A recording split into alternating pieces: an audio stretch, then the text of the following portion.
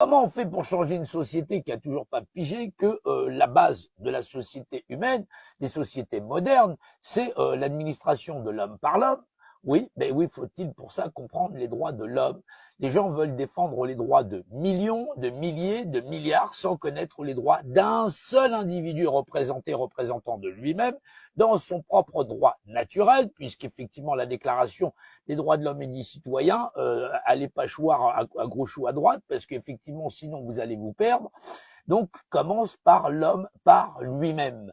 Cet homme, effectivement, débordé de travail, il peut pas être à la fois au four et au moulin, il va bien falloir qu'on se répartisse les tâches sans pouvoir non plus se faire entuber. Il y a de grands intellectuels qui ont débattu dessus, qui ont effectivement mis en avant, effectivement, qu'est-ce que sont les droits des limites de l'argumentation des droits de l'homme et du citoyen, c'est-à-dire le droit en politique. On pourra nommer Rousseau a constitué un ouvrage qui s'appelle Du contrat social et qui vous donnera sur une centaine de pages l'avant-base de la société humaine dans le droit socio-politique et sociologique, dans la logique sociale de ce qu'est un être humain à s'administrer lui-même, à ne pas renoncer à ses droits, parce que lorsque vous désignez un représentant, vous avez renoncé à l'ensemble de vos droits.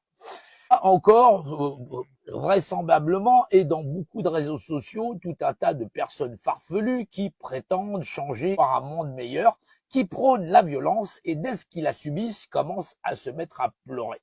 Le monde ne changera pas avec les violents de toutes sortes, que ce soit les agressions sur autrui, ceux qui sont capables effectivement de faire la propagande de la haine, de la colère et de tout ce qui va avec. Ça changera pas.